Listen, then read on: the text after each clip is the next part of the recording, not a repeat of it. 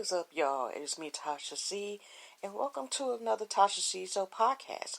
Shout out to my YouTube and podcast fam, hugs and love, bam bam, and positive vibe, manifestation blessings, all that good stuff. And hugs and love, virtual hugs and loves, bam bam, on also for the people that support me in the future. Don't forget, my YouTube channel, if you already know, is Tasha C TV. Okay, now anyway, y'all, this is again, I may post this today. That's going to be 4 videos / podcast of one during day, or tomorrow. But I made this because this is another edition, but this is still our Kings and Queens Next Door. I thought, my bad, y'all, the podcast was split into 2 parts, was podcast 99, our Kings and Queens Next Door edition, but this is actually our Kings and Queens Next Door 100, even though it's May the 10th, 2020, Soulful Sunday, Mother's Day. Like I said again, happy Mother's Day to all the mothers, the furry mothers, the grandmothers, the aunties, the cousins, the sisters, the auntie TTs, the mentors, the bonds where we have a mama. It may not be our mama by heart, but we do have all the mother-in-laws. You can get what I'm saying. And just, you could be, to the mother figures. Yeah, let's also do that as well. Happy Mother's. That was beside the birthday, but it might be somebody's birthday on this day. So happy birthday to y'all too. So anyway, y'all, I heard report. I actually did already a Wikipedia bibliography podcast based because of the little legend Shaka Khan was talking about pray for her sister Betty Wright, which the lady Queen of Woman. And it's sad to say that she passed away today on Mother's Day.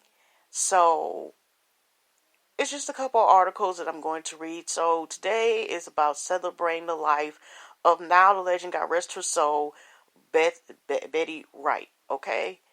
This just was a tough week, even just some musicians alone. I mean, Friday, Saturday, and Sunday.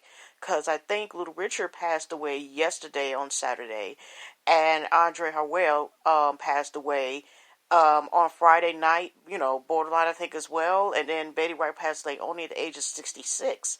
And that's not including, other people that were so famous, just whether they're famous or not famous, passed away, like with the Ronald Cray, like, if you remember, Seeger and Roy, and they used to have they used to do, these acts with these white, exotic tigers, and then Roy was the one who got injured, so they stopped, and then he passed from the wrong. It's just 2020 has been a crazy year. And it's like, like I said, we just starting May. We just knocking on the door. We just got our foot in. So let's go ahead and I'm going to go ahead and talk about, we'll talk about, the saddest thing about the passing of Betty Wright. But I'll end it with a good note this time. It's just, since this is still on Mother's Day, I'm just going to go one more post about movies maybe you may want to watch from Strong Black Lead. But I'll do that after. Okay, I see my cousin's Charlotte Queen Essential, also known as Helen, still responding to the Andre Harrell video. Okay, excuse me, y'all. Alright. Now, I'm going to, like I said, read. Some of the stuff may be repeated if y'all watch the one. I mean, not saying watch, but listen to the one where I talked about a bibliography. So I'm taking a couple of them because, even though she was in a Game of Legend, I heard also the song, like I said, which is a black version, if y'all ever remembered, the Behind the Music. Or also E Entertainment also had the E channel, news channel also had like their version of Behind the Music, but it was like, for different areas like actor and actress and stuff. I forgot what it was called. But song, okay. I didn't know she recently had one. I've been recording, like I said, I still like that show. I just haven't watched it as much. But it gives you a lot of behind the scenes stuff where sometimes a lot of stuff won't, give you anything, But let's get into the second. I was just like, oh my goodness. Whew. But anyway, y'all, let's get into it. Now, first, we're going to New York Times. So, like I said, some of the information might be repetitive, but it's only because it wasn't like BigRobbie.com, and it's some articles we read. Some of us read. One might give some a little more information than the other one. So, from the NY Times, which is New York Times. Betty Wright, soul seeker who mentored a new generation, died at 66. She had her first name Queen Up Woman when she was only 17 and became playing the Miami funk sound in the 1970s. By Robert Tellman, May the 10th, 2020, updated 1:57 p.m. Eastern Time. Betty Wright, a powerful singer who had a breakout single when she was 17, went on to be a key player in the Miami funk sound of the 1970s and worked closely with music stars in the following 4 decades. She died on Sunday in her home in Miami. She was 66. Her death was confirmed by Steen Greenberg of S-Curve Records, who said Miss Rice was found to have cancer in the fall. She was an incredible writer, producer, and mentor to young artists, Mr. Greenberg said. Also, y'all, it was Instagram for show Lovey T's Lovey T, which Betty Wright had worked with Lil Wayne, one of his songs. I didn't know that, but he was dedicated a post. I don't know if it was Instagram, but he dedicated a post about mommy. Dedicate, how she helped inspire. It was a heartwarming message. But let me continue. Miss Wright, the 1971 hit "Keynote Woman," anticipated funk music transition to disco and sophisticated soulful sound, created a template that found great chart success for the rest of the decade. "Clean Up Woman" peaked at number 6 on the singles chart. Though she never matched that mainstream stress, Miss Wright remained a mainstay on the Billboard R&B chart as a lead singer, duo partner, or prominent background vocalist. She placed 20 different singles in R&B top 20. Remember also the song "Tonight in the Night"? I know the first one that comes up is a beat. Remember, it was a song, I forgot the name of the rapper. It was the song "Knocking the Boots" was the main one coming to mind where I heard that song. As recently as 2007, she was on the R&B charts again with "Baby," a duet with the next generation soul singer Angie Stone. She's a superbly rhythmic vocalist, pushing against the beat and negotiating the music's tricky rhythm called cross currents with ease. Robert Palmer wrote in reviewing a 1917 show for the New York Times. Her gospel, let's tell you, I'm about to freak some words, just letting y'all know what the pronunciation, are employed within a conservative music manner and not as mannerisms or tics. In 2011, Miss Wright teamed up with the Philadelphia hip-hop group The Roots for an album called Betty Wright the Movie, which included guest appearances by Snoop Dogg and Lil Wayne. Betty Wright can lay greater claim to being the voice of every woman than, say, Shaka Aretha. Nicole Monroe reviewing the album for the British newspaper The Independent, referring to Shaka and Aretha in flagrant. Oh, okay. I have no words for that. Let me continue reading. James and Reeves in the Boston Globe called it smart, probing R&B for grown-ups, and an extension for the fierce, funky sound that made Wright so irresistible in the 1970s. Miss Wright had an enduring career as a songwriter, arranger, and producer. She worked with, among others, Stevie Wonder, Stevie Stills, David Byrne, Alice Cooper, Jennifer Lopez, Erykah Badu, Bob Marley, Gore, Stefan Marley, Sound Machine, Keisha Cole, P. Diddy, Kelly Clarkson, and Nas. Whew. Needed my help for that one. She was known as an advisor to a new generation of soul artists, helping to produce albums by the British soul singer Josh Homme, carrying on a legacy mentorship that began in her career early days. As a teen, she helped George and Gwen McCrae sign with Us the Records. In the late 70s, she gave a boost to Peter Brown's career and sang the back vocals to his hit "Dance With Me." Bessie Regina Norris was born on December 21st, 1953 in Miami, the youngest of 7 children. She began singing professionally when she was 2 in the Echoes of Joy, a gospel group her siblings had founded. In 1978, Dick Clark interviewed Miss Wright on American Barrister and Witty asked if she had been to church. She replied, "Absolutely, I am." Okay, it says a full obituary will follow. Okay, let's see here. It's also, y'all, it's so shocking because, this would have been since the Versus that finally came on last night. Of course, I didn't get a chance to see it.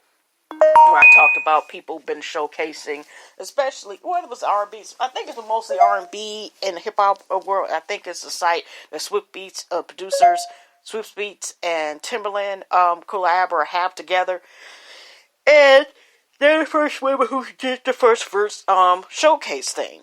And I was going to do, I still will do that, but maybe I might do tomorrow. Go back to my books and stuff, because all this stuff, y'all, it's pushed me off an article that I was still doing. I was still doing the romance book thing. Was going to do more of the children's stuff, but hey, this happened.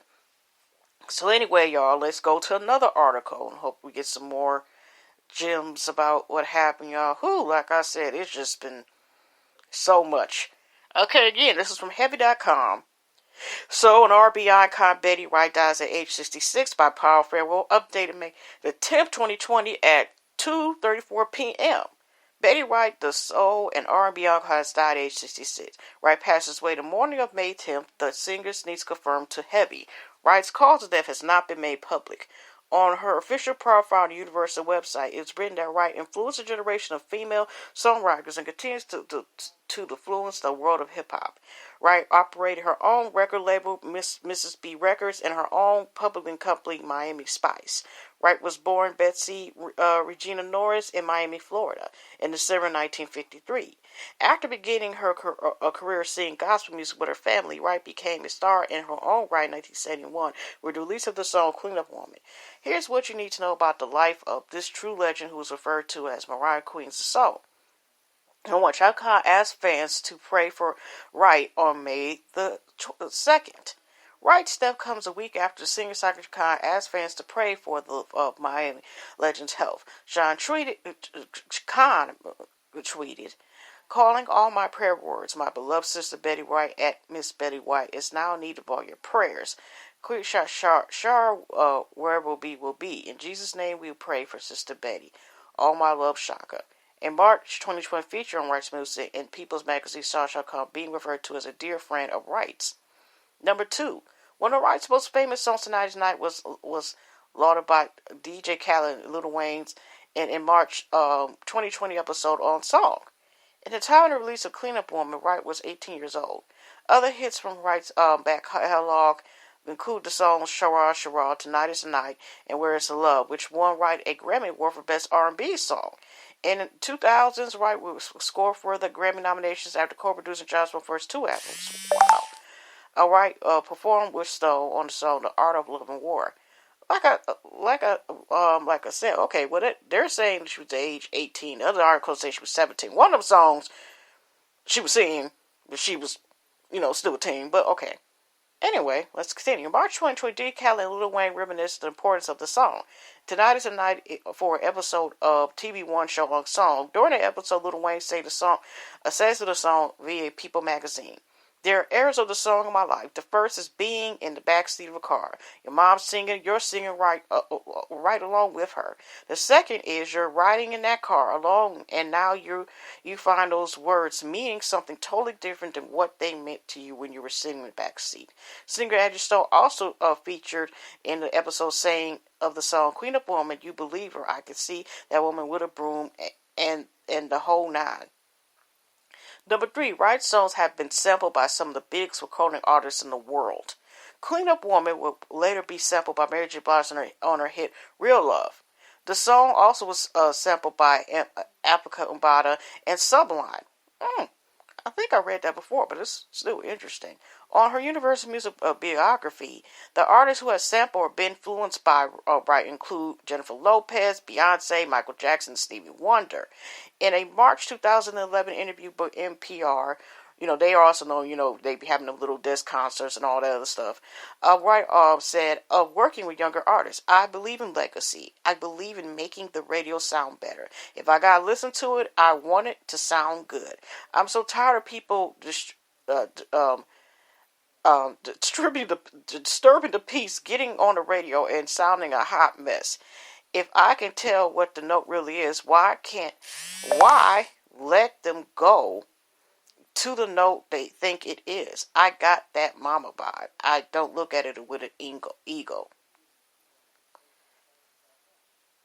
Okay, let's see. Wright mentored young singers and songwriters at her camp, most, an acronym for Mountain of Songs Today. Wright's son Patrick was tragically shot dead on Christmas Day in 2005. During her life, Wright gave birth to 5 children: Alicia, Patrice, Patrick, Shaka, and Asher. Oh, come think about one of the she named one of her children Shaka, because name her after Shaka Khan. On Christmas Day 2005, Wright's family was struck by tragedy when her son Patrick Parker was shot dead at a holiday party in an Opelika community in South Florida. He was 21 years old. No arrests were ever made in the killing. Oh my goodness. Wright recorded the song Dry Well as a tribute to his son. In 2012, Wright performed a song at a rally in support of the arrest of George Zimmerman. Whew. Even seeing that name, y'all. Okay, I'm just going to continue. Wright said at the time via interviews, and if I can lend a celebrity voice to it, because when my son died, the way I got through was through the power of family and the power of prayer, and I began to write it out, and I have always done the pain in my life. Wright told the Sun Sentinel in a 1986 interview that she once refused a $1 million offer to perform in South Africa. Wright refused it as a means of protesting the country's apartheid regime. Number 5. Wright was married for many years to the man who co-wrote the song Buffalo Soldier, King Sporty. For many years, Wright was married to reggae songwriter singer Noel King Sporty Williams. During her life, Wright was married 3 times. Williams, perhaps the most famous, to co-write Bob Marley's hit Buffalo Soldier. Williams passed away to January 2015 at the age of 71. At the time of his death, Williams' friend Tom Lark told WLRN Sporty gave Wright the music muscle to fight for her rights and her publishing. He helped make her a very empowered woman in the music business. Wright told the Sun Sentinel about her marriage and divorce in 1960, saying, I only intended to be married one time, but marriages are made. They don't just happen. It takes 2. Compassion, not passion, keeps a marriage together. You can't stay in bed all day. In 2010, Williams was awarded the International Reggae and World Music Awards NRAWM Lifetime Achievement Award. Okay. Yeah, that was some interesting stuff. Oh, let me see. Even though I had okay, this is just allmusic.com. They have information, everything for discography of songs and everything. And I just wanted to say, go real quick. They also have a big biography, like I said, songs, credits. On 30 question comes out as okay. Sorry, my sister just texted me for something to DVR something for mom. Okay, I mean for my mom. I'm sitting here talking like y'all. Okay.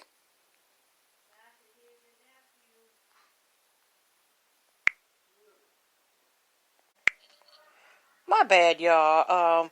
I switched from one nephew to a furry nephew. My nephew just left, for the week, and I got to sit where I'm now dog watching my furry nephew. So if you hear me talking, it's probably him in the background. He's laying with the bed with me. So, yeah, he just lay down. Not like y'all can see it, but, just in case y'all hear me talking, people don't realize a lot of animals be understand what the heck us humans be saying. So, anyway, y'all, where the heck was I at? And I was with Betty Wright, and I was talking about the allmusic.com. And I originally had, had it on there, but it was just general information. It was like, okay, it's ours, big argument. Bless you! See, did y'all hear him sneeze? Okay. Artist, biography by Greg Paratro. Okay, singer Betty Wright proved to be a consistently strong presence in the Miami music scene, primarily in the 1970s and 80s, although she continued to record through the 2010s. Born December 21st, 1953, in Miami, Florida, Wright began her singing career early on as a member of her family gospel group, The Echoes of Joy. By the age of 13, she had begun appearing on other artists' recordings as a backup singer, and shortly thereafter began her solo career. In 1968, she recorded a top 40 with "Girls Can't Do What the Guys Do," and released a debut album, "My First Time Around." It would be several years, however, before Wright would enjoy her next essential hit, "Clean Up Woman," notable for its prominent guitar riff and Wright's staggering lead vocals. Peaked at number 2 in the R&B and number 6 on the pop charts in 1972. 2 years later, Wright received a Grammy Award for the song "Where Is the Love," not to be confused with Ringo Broder and Flack Donny Hathaway's tune the same name. I gotta listen to Betty Wright's version of it. I don't know if I have or not.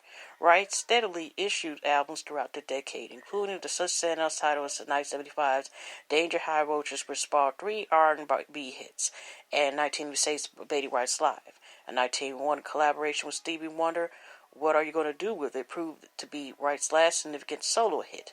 She continued issuing albums in addition to trying to her hand as a television talk show hostess and contributing songwriting, vocal vocals, vocal production, and engineering work to albums of a dozen hot purple artists, including Erykah Badu, Regina Belle.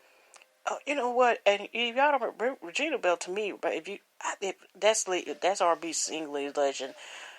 Oh, I think she's underrated. Like songs "Baby Come to Me" and "If I Could" was dedicated to being a mom, and a song to her child or so. But I mean, that was a beautiful song, still is. Let me to Daniel Bryan, Jennifer Lopez, John Stone, Eddie Stone, and Wayne. She also worked on Diddy's Press Play and appeared as a vocal coach in the Bad Boys Levels Head Making the Band series. In 2011, she collaborated with The Roots on Betty Wright's The Movie, her first solo album in a decade.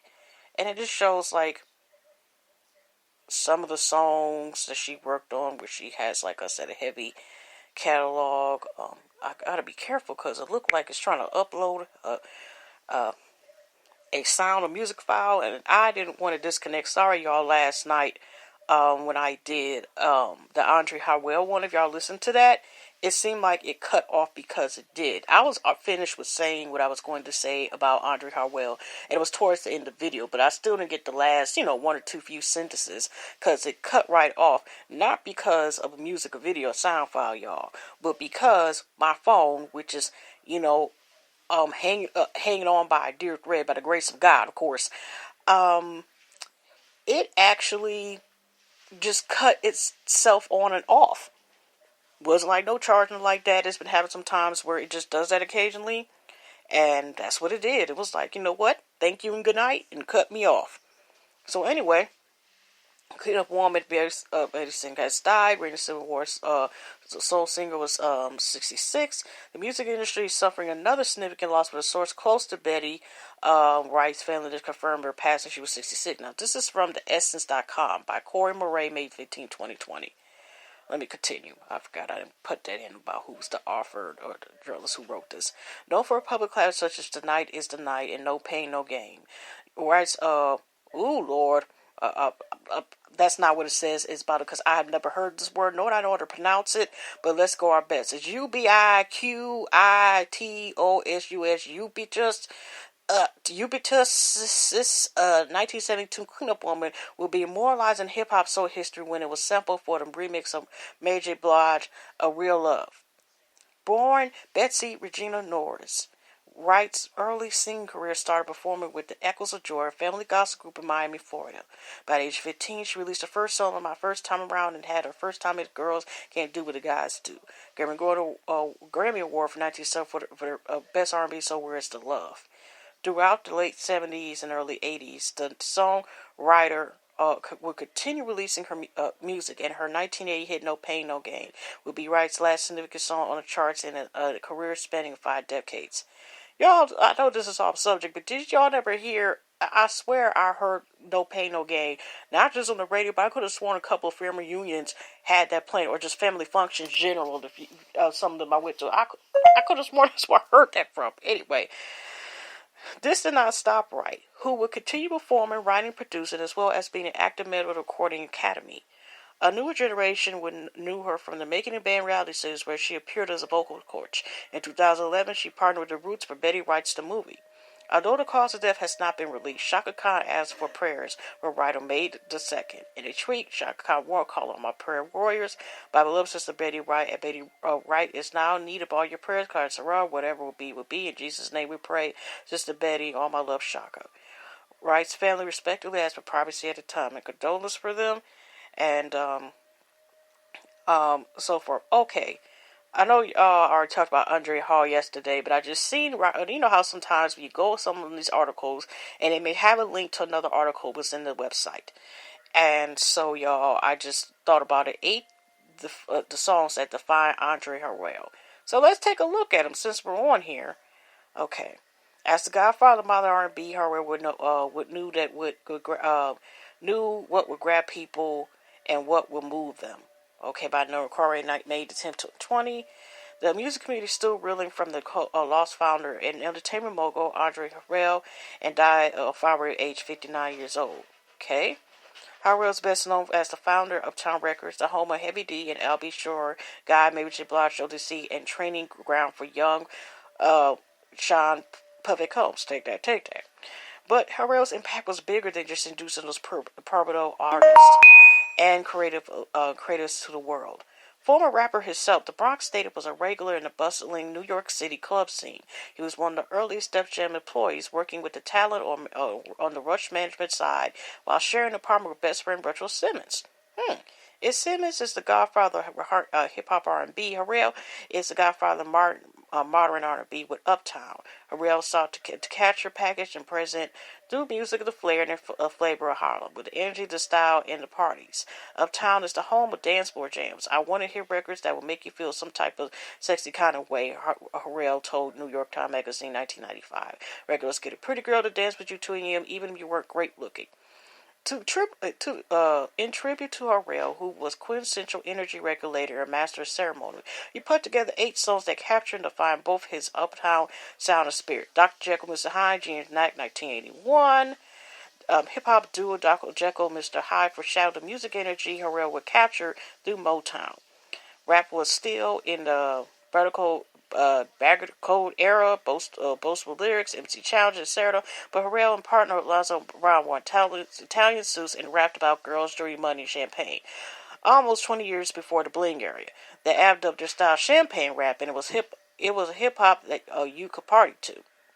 Number 2, Uptown Crew, Uptown's Kicking It, 1986. And y'all, also is a link on this particular article where you can click and listen to songs through your YouTube, link. When Harrell approached MCA Records by record deal, they gave him the budget to make a compilation as a test run. Uptown's Kicking It featured the original regular has Heavy D and the Boys, Group of B Chill, Marley Ball, and Finesse and Sequence. What's his name and stuff? Number 3, Heavy D was Oh Wait, Lovers in the House, not just like I said, Heavy D is underrated to me, okay? That he was talented. God rest his soul, too. Okay, Harrell wanted to sign Heavy D and the Boys from the first listen and Russ manager, but Simmons wasn't on board. He passed because of his plus size, but Harrell saw the charm, the energy, and he knew this was a hit act. So Harrell took Heavy D's demos to shop for his deal, thus becoming Uptown's bedrock artist. Before there was Biggie and Big Pun rapping about pulling the ladies, there was the overweight lover. Sorry, y'all, that was good. Heavy D. The Wright Myers. His influential party rap songs and Sorry Lives incredible footwork. Yeah, he was about that footwork too. Made Heavy D and the Boys a platinum act. Number 4, Al.B. Shore's 90 Day, 1988.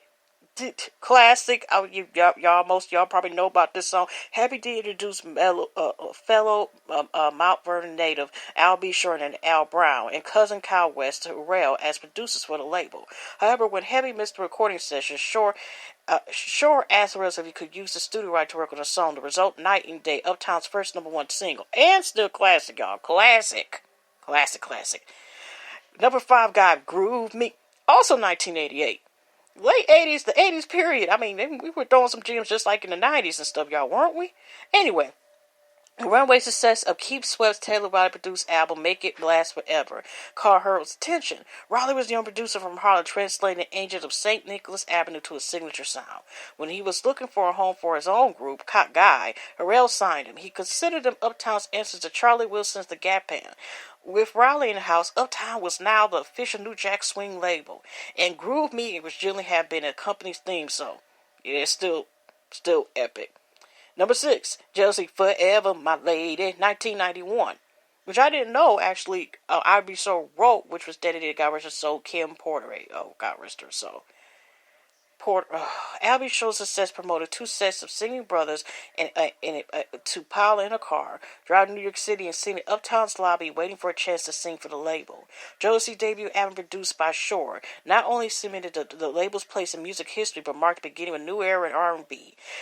Shore penned for a label for Uptown staffer Kim Porter, who was expecting their first child, Quincy. Oh, that's so. She was also a model too, in front of everything. Her sweet soul, God rest her soul. Number 7, Mary J. Blige, My Life, in 1994. Wilson Forward officially created new R&B subgenre, hip-hop soul, thanks to numerous features, SoundCloud placements, plus a remix album. Blige felt like a family establishment artist going to a sophomore outing. But while 401 showed us the Blige B-Girl excellent, My Life revealed a range of emotion Harrell heard from Yonkers' Charlotte's projects as young Mary sang Anita Baker's Caught Up in the Rapture. He signed her immediately. Yeah. Number 8, Robert Fix I Wanna Love You Girl, 2007. I know some people know like Robert Fix Burlines, but Robert Fix first came out with long hair, and it was like had that sympathy song When I Get You Alone, as I remember the first album. But then that second album, I Wanna Love You Girl, with the Reptiles beat sound with Pharrell rapping. So in 2011, outlet Light Plus Times asked Harrell what project he wanted to be remembered by. He named Groove Me, My Life Forever, My Life, and the Evolution of Robin Thicke. Harrell always kept his ear to the streets, watching for new trends and talent. He signed to work with the new millennial blue-eyed soul singer through New America, his label with Babyface. But Pharrell produced I Wanna Love You Girl was Thicke's breakthrough. And that is it, y'all. So I had a little bonus for that. I want to look at the time before I suggest something. Oh yeah, I still got a little bit of time. I just, like I said, for justice, I'll just go ahead and up late. I said up late. It's not even a word. If I'm up late, I was. But just some movies, because I'm out just going to upload this for Mother's Day too. Like I said, y'all, it might be one of the rare times y'all get 4 upload podcasts. Okay. I had it on there, Strong Black Lead.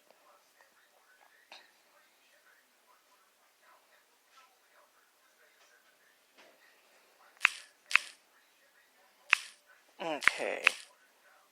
Yes, Strong Black Lead. And it usually has like a music television studio, but a lot of times it might have something with Netflix. So, to the mamas, grandmamas, and those who just him, this is Strong Black Lead's name on the Instagram channel page. What to do if you like you're like a mom like Sylvia. And these are just like women from, like I said, what to watch on Netflix and different moms. I think this, I haven't seen the movie yet, Uncorked, which came out last month, but I heard was a good film that starred Niecy Maz as the mom and so forth. Okay. So, like I said, it just has, I guess, like a quote, and they're talking about characters and suggestions of movies or series that you should watch. Okay. Miss Virginia, I need to see what the heck what that's about.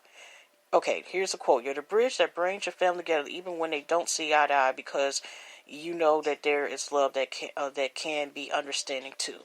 Now here's a suggestion. Self-made, inspired by the life of Madam C.J. Walker.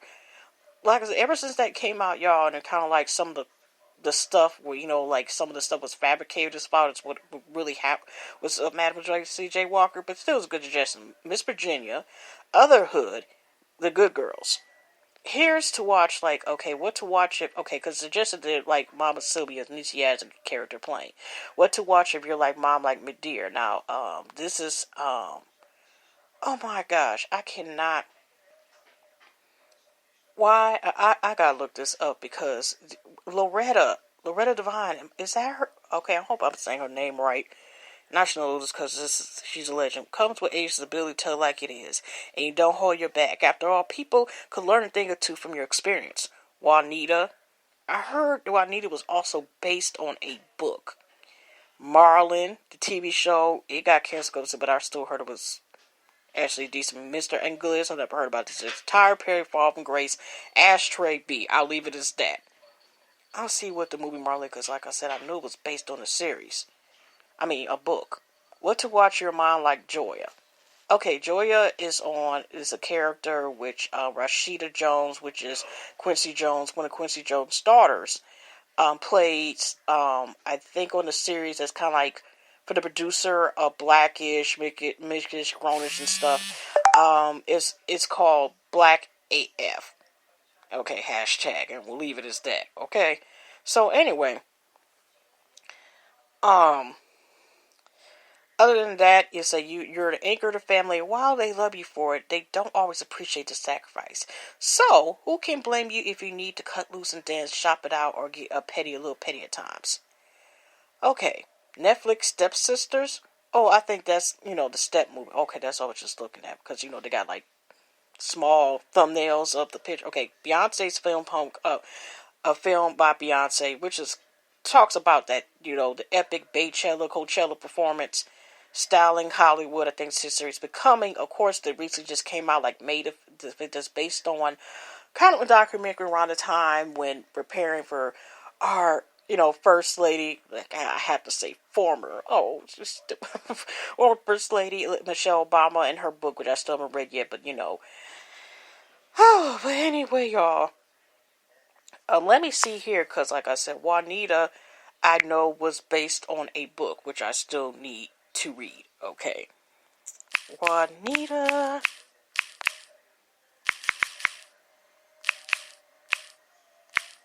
And then I'm going to get off of here, y'all.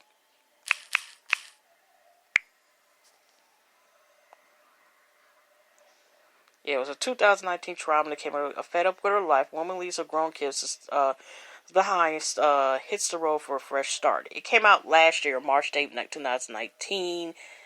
Stars, okay, directed Alfred Wilford Beach. I don't know if her and Loretta Rod best friends, but I know they had worked with each together before.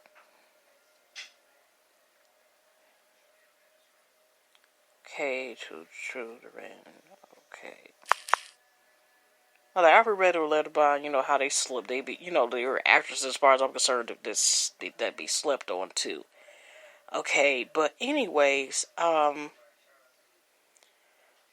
I know it was based on a book. Okay, reception, production. It was announced. Okay, on April 27th, list of Beach Wright 2000 centers released.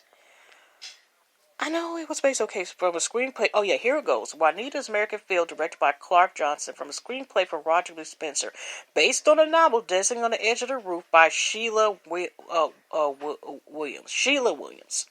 So I just wanted to let y'all know that's what the book is based on. It's got an audiobook and all that stuff. But anyways, y'all, I'm about to get off of here. Hugs and loves. God bless. Enjoy. Happy Mother's Day.